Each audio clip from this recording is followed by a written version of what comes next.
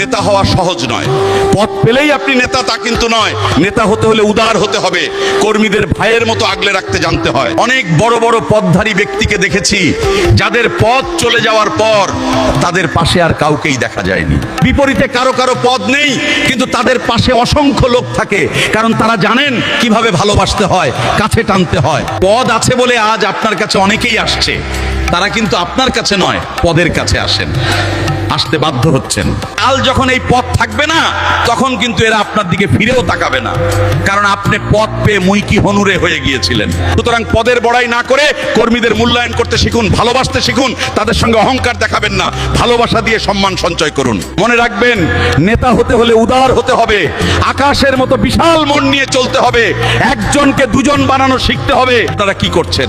যোগ করার পরিবর্তে প্রতি মুহূর্তে মাইনাসের খেলায় মেতে উঠেছেন। এটা কখনই একজন নেতার ভালো গুণ হতে পারে না। নেতা হওয়া সহজ নয়।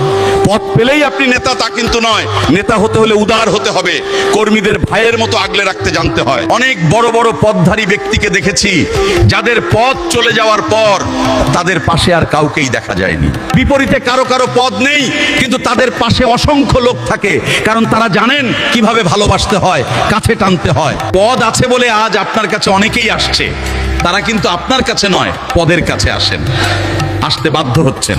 কাল যখন এই পথ থাকবে না, তখন কিন্তু এরা আপনার দিকে ফিরেও তাকাবে না, কারণ আপনি পদ পেয়ে মুইকি হনুরে হয়ে গিয়েছিলেন। সুতরাং পদের বড়াই না করে কর্মীদের মূল্যায়ন করতে শিখুন, ভালোবাসতে শিখুন। তাদের সঙ্গে অহংকার দেখাবেন না, ভালোবাসা দিয়ে সম্মান সঞ্চয় করুন। মনে রাখবেন, নেতা হতে হলে উদার হতে হবে, আকাশের মতো বিশাল মন নিয়ে চলতে হবে, একজন